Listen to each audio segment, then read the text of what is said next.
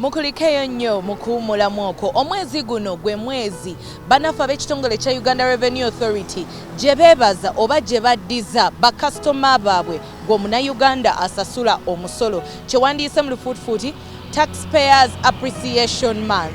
Nga bintu ki ebigenda obeera mu mwezi guno okuva bannaffe ab'ekitongole kino ate era bagenda tubuulira emisolo egy'enjawulo woba ofunye obuzibu ng'omuntu oyo gw'olaba owa URA akuggyako ssente nnyingi oba takuwadde budde bumala oyina kulagawa bye tugenda okutuusaako mugulire lyaffe lisinze okubeera ery'enkizo wiikendi.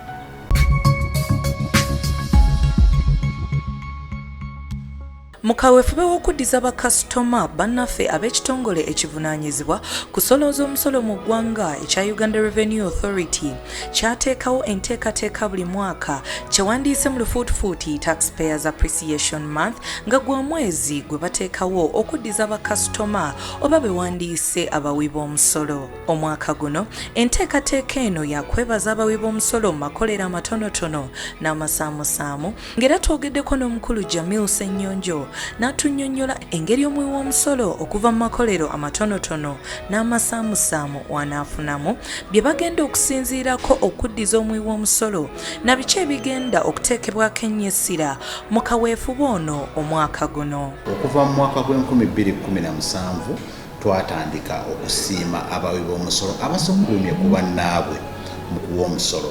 Ekyenjawulo mu myaka egyo nti twajjangayo abatuwadde ensimbi oba olyawo ez'omuzinzi ne tubeera nga tubasiima ng'era tujja ne tukuŋŋaana nga tukuŋŋaanira wano ewaffe ne tubeera nga tubawaayo n'ebirabo. Naye oluvannyuma twakizuula nti newankubadde abamu si banene nnyo bwe batyo ate kamu gwe muganda.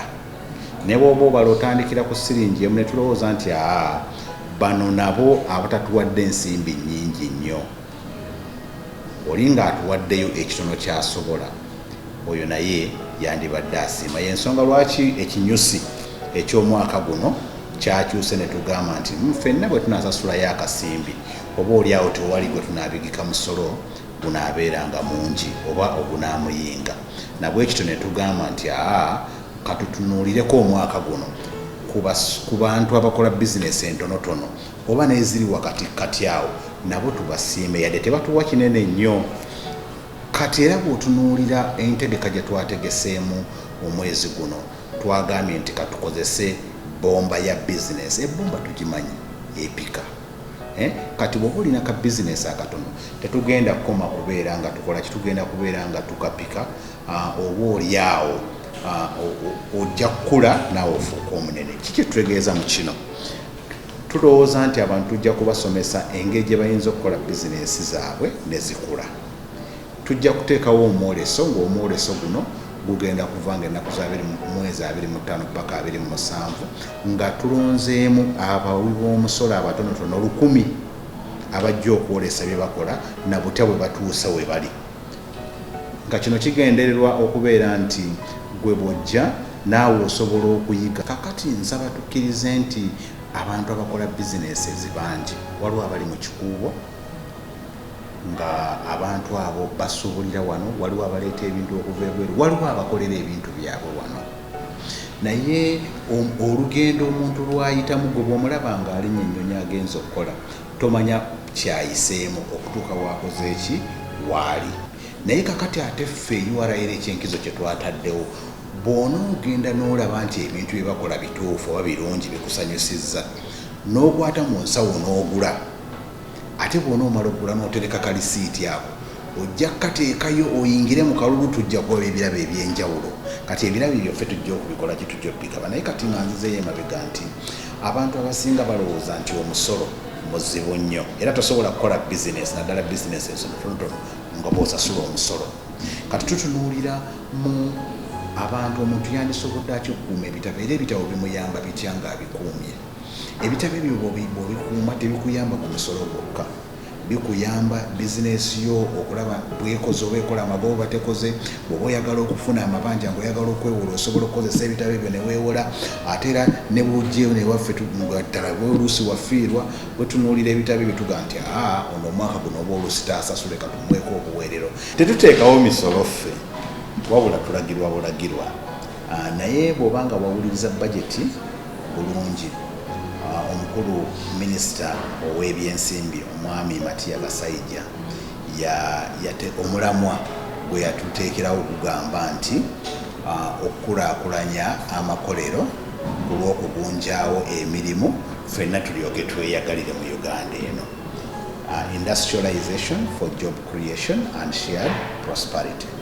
Kati kitegeeza nti emisolo gyakendezebwa nnyo ku bintu ebikolebwa wano, naye ebintu bye tukolera wano gwe n'osalawo bijje bunaayira, omusolo gwayongezeddwa olw'okuba nti twagala kaakati tubeere nga tuli mu ttutu. Kitegeeza nti tugula ebya Uganda nga bwe tuzimba Uganda. Kaakati bw'otuuka mu mulamu ogwo n'ekigendererwa ekyo, abantu babadde baleeta obumondo okuva ebweru, obadde okimanyi? Enkoko nga bazijja ebweru ne bazirya. So nga n'abantu tubikola ki? Tubirina. Kati okusobola okutumbula ebyaffe wano ebiva ebweru, omusolo gwayongezeddwako, ogumu nno gwayongezeddwako n'ebitundu bingi. Nakugambye nti eddagala eryo tuli emabega lyonna libadde tetulijjaako VAT, ng'era omusolo gwonna guba kujjako gukuddizibwa. Naye gwe bw'onoosalawo okulijja ebweru nga tusobola okulikolera wano ery'ebweru lyo, kwegamba omusolo gw'onoosasula ng'ogwa VAT ku bintu ebirala tegukuddizibwenga. Bwe tutunuulira mu maaso eyo, newankubadde tukyayinamu ebirumira, tulina kye twaleese kye tuyita digital tracking solution oba digital tax stamps, nga buno stamp zino tujja kuziteeka ku bintu ebimaze okukolebwa.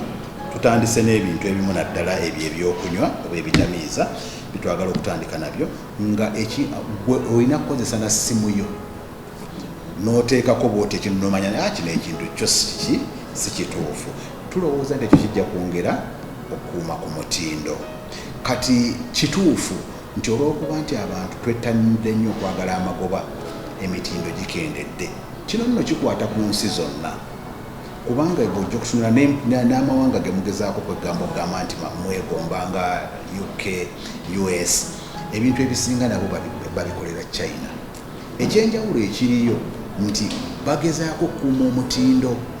Tulowooza nti naffe tujja kutuuka yeeyo, era luno olubimbi tulina kulutambula ffenna.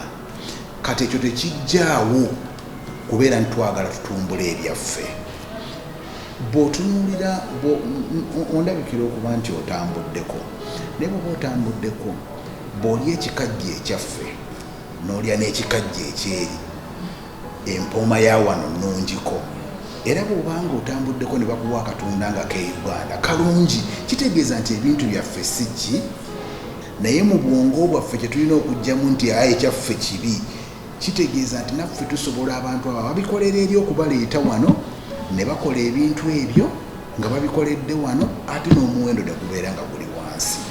Mu kalowoozo k'ebyenfuna tuba tukusomesa ekintu ekyenjawulo ekisusseeko ku miramwa gye twogeddeko, ky'oba olina okuba ng'oteeka mu katabo ko oba ky'oba olina oteeka mu bizinensi yo okuyamba keekano.